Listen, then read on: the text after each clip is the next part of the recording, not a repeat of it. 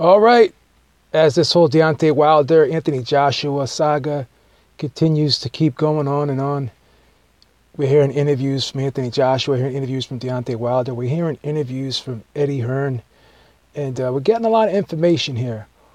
But one thing that's being pushed out here is the whole thing about Deontay Wilder fighting Dillian Whyte. Eddie Hearn is really pushing hard for the fight. Dillian Whyte really wants to fight. Eddie Hearn says that Dillian Whyte can beat Deontay Wilder, and he's very, very sure of it. And Deontay Wilder said, okay, yeah, great. I'll take the fight, but I want Anthony Joshua as part of the deal. And, Eddie Hearn reportedly has already offered Deontay Wilder $3 million, and Deontay Wilder has asked for $7 million. So people are saying, well, Deontay Wilder's pricing himself out of the fight because he doesn't want to fight Dillian Whyte. And my whole response to that is, yeah, you could say that, but if you listen to Eddie Hearn now, he's willing to sweeten the deal. He's not willing to go all the way up to 7, but he's, reported as high as going $4 million now. And he's also said that he'll throw a rematch clause in there. So if Deontay Wilder happens to lose the fight, that he gets an automatic rematch with Dillian Whyte. So the whole thing is this: if you're so certain that Deontay Wilder is going to lose to Dillian Whyte, and at the end of the day, your plan is to have Dillian Whyte have the WBC title, and you want a big time unification showdown in the UK between Dillian Whyte and Anthony Joshua, basically you're in a win-win situation. If Dillian Whyte loses, you still have that big mega fight with Anthony Joshua. And if Dillian Whyte wins, then you have another big fight with Dillian Whyte and Anthony Joshua, a rematch for a unification. So the whole thing, I think, in my own opinion, as much as I admire what Eddie Hearn's done in boxing, I think he's done a lot of good things. I think he's put on a lot of great shows. I think he's really helped make UK boxing be as popular as it is right now. I'm not saying he's the only reason, but he's contributed a great deal to that. With all that being said, he's making himself and Eddie and Anthony Joshua look somewhat weak here, because you're saying all these things. You're saying that Dillian Whyte can win. So if you're so sure that Dillian Whyte can win, then what concern or hesitation would you have by putting in the contract that Deontay Wilder will fight Anthony Joshua? And even if you don't want him to fight him in the very next fight, you could sit there and say, yeah, we'll do it for the summer of 2018, or put in the contract, we'll do it by the end of the year in 2018. You don't even have to put a specific date in the contract. As long as Deontay Wilder knows that he's going to have an Anthony Joshua fight waiting in the wings. Because as it stands right now, people are saying, oh, well, $3 million is way more than Deontay Wilder's ever been offered, or ever made, I should say, because he was offered the $5 million, even though the fight didn't happen with Alexander Povetkin. But to date, $3 million would be his biggest purse, as reported by Eddie Hearn. I haven't seen all the bout agreements, so I don't know that for sure, but that's the information that's being put out there. No one's really challenged it too much, except for Deontay Wilder says, how does he know? But again, the bout agreements are open to the public, so people would be able to see all that stuff. But with that being said, I think, Deontay Wilder is, calling Eddie Hearn's bluff. He's holding his hand, and in his opinion, he has 4 aces, and Eddie Hearn is bluffing with 2s right now, because think about it. Eddie Hearn's already willing to up the ante for the fight. So by holding out, Deontay Wilder is going to most certainly get a bigger payday than $3 million if he does fight Dillian Whyte, number one. And number two, if Eddie Hearn keeps, saying all these things about how, Dillian Whyte can beat Deontay Wilder, Anthony Joshua can beat Deontay Wilder, and he's not putting him in there, then people are going to call him out and say, well, you're a hypocrite. You're talking out of both sides of your mouth. So by putting this fight off, you're only making Anthony Joshua look weak, and possibly you're making yourself look hypocritical. So this is only going to, make Deontay Wilder look better And it's only going to strengthen his position the longer this fight goes on, or the longer the negotiations for this fight go on, I should say. So I think, no matter what you say about Deontay Wilder, you can say he's pricing himself out of the fight, but at the end of the day, by pricing himself out of the fight, it only puts himself in a better position down the road. And I think Eddie Hearn, if he was smart, I'm not saying he's not smart, but if he was thinking ahead and, he really sat down and thought about this whole situation, why not just say, okay, yeah, we'll give you Anthony Joshua, and we'll put it in the contract that the fight will happen by the end of the year in 2018. That's just my opinion. That's what I think should happen. I honestly believe that should happen. And, and if Eddie Hearn's going to sit there and say, yeah, the fight's going to happen in the summer of 2018, so what is the hesitation or what is the apprehension of not putting that on paper now? I don't understand that. It just doesn't make sense. And again, I hate to keep repeating myself. It makes it look like there's a little bit of apprehension of putting Anthony Joshua in there with Deontay Wilder. So, in my opinion, to put this fight together, I know Eddie Hearn's saying he's trying to target this for February. In my opinion, if they really want to put this fight together, they should sweeten the pot ever so slightly for Deontay Wilder. Maybe give him the $4 million or even possibly $5 million. The same amount of money that he was going to get for Alexander Povetkin. Maybe not $7 million, but bring it up to $5 million. And put Anthony Joshua in the deal by the end of 2018. And I think it would be a smart move. But by doing it this way, it just makes you look a little bit hypocritical, and it makes you look like you're barking a lot, but really you're not portraying the fact that Anthony Joshua can bite. So by you doing all this barking and Anthony Joshua not biting, it just looks like you're blowing smoke. So at the end of the day, I think it would behoove all parties involved to get this deal done for February. Deontay Wilder, Dillian Whyte, and then have possibly Anthony Joshua set for June, July, or August in 2018. Worst case scenario, December. Why not?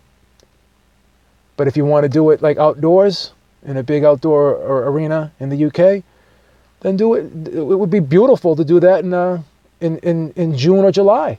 I think it would be a natural to do that. More than enough time. If you have the Dillian Whyte fight in February, it would be more than enough time to put something together for June. So, let me know what you guys think, man.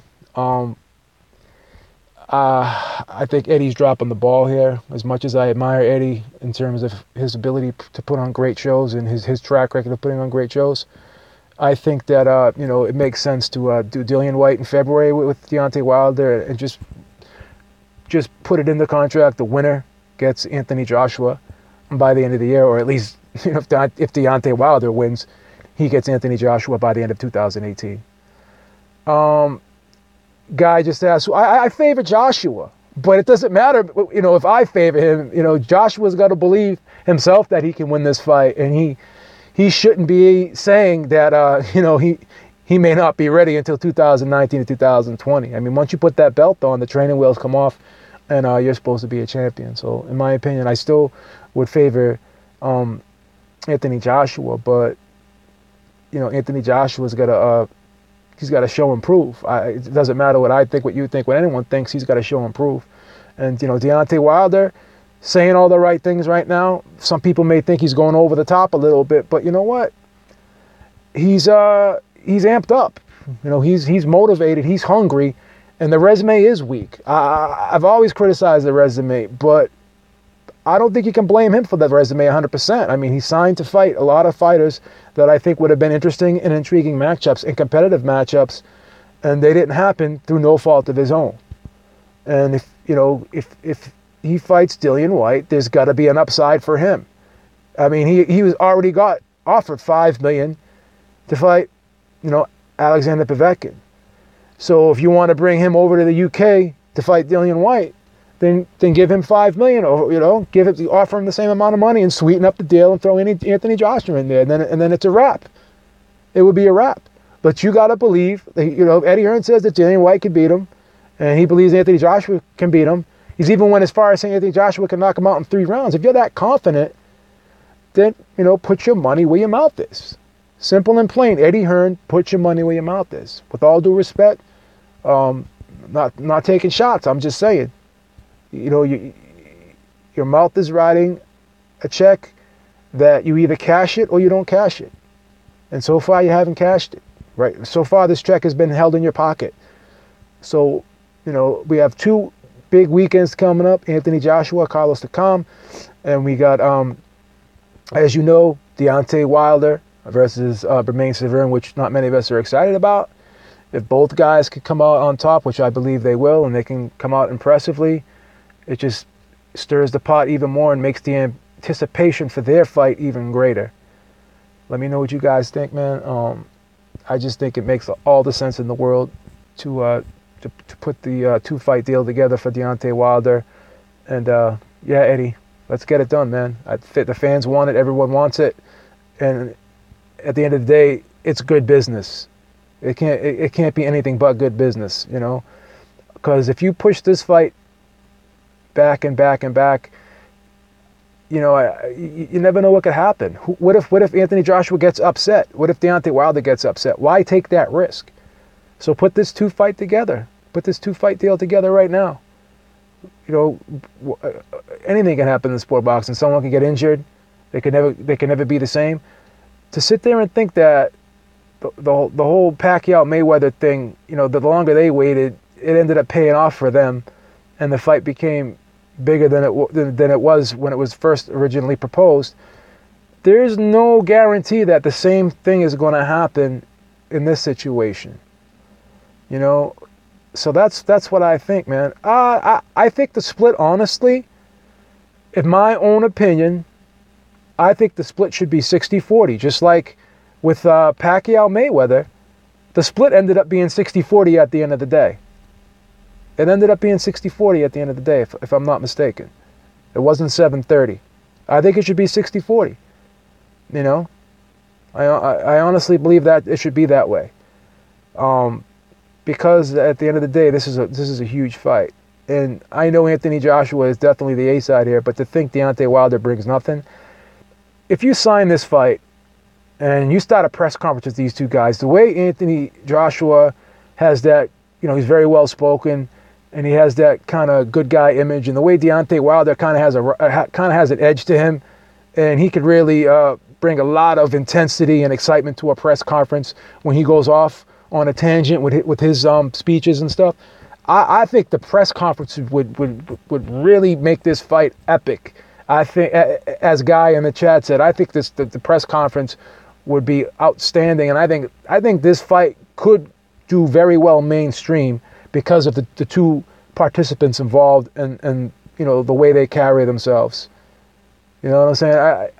Deontay Wilder sometimes seems like he's a little bit crazy sometimes, but at the end of the day, this guy is a very passionate guy. I don't think it's fake. I think he's a really passionate guy. He may say things like, I may kill somebody, or I'm on some type of killer man type stuff. But at the end of the day, man, controversy sells. You know what I mean?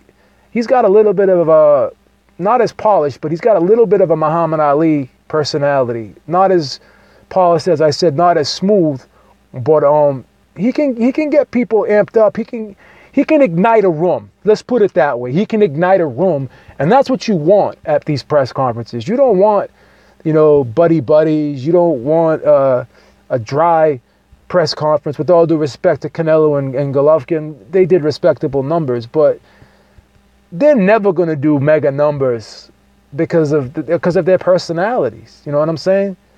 They're never going to do mega numbers. These guys have the personality and the out of the ring character, the way they carry themselves. Both of these guys have the potential to be mega superstars. Joshua's already on his way, but if Deontay Wilder beats Anthony Joshua, there's no doubt in my mind he becomes a household name. I honestly believe that. But again, let me know what you guys think. I'm excited. I'm happy that these two fights are going to happen back to back. It's going to kind of be a barometer and a measuring stick to see how these guys would match up against each other. I kind of have my own opinions, but it's always good to continue to watch a fighter and see how he progresses. Will there be a mental letdown in Deontay Wilder against Brains Deverne? Can he get that KO this time? And will there be any problems with Anthony Joshua having to start a training camp preparing for Pulev, and now it's switched up and he's got to fight Carlos Takam? These things are going to be interesting. They may or may not become factors in each fight. But again, we can say everything we want to say and we can think anything we want to think. But at the end of the day, these guys have to get in there and fight the fights. So that, it is what it is. At the end of the day, these guys got to fight the fights. All right, guys. Till next time, Beeb is out. And always, don't forget to watch Ringside Reporter podcast on Beating the Odds with Beeb, my channel, right here at 7 p.m. Eastern Time every Sunday. And we will definitely be there after this Anthony Joshua fight on Sunday to chop it up. And, love to hear your thoughts. Hope you guys can call in. But until next time, Beeb is out. Talk to y'all soon. Peace, baby.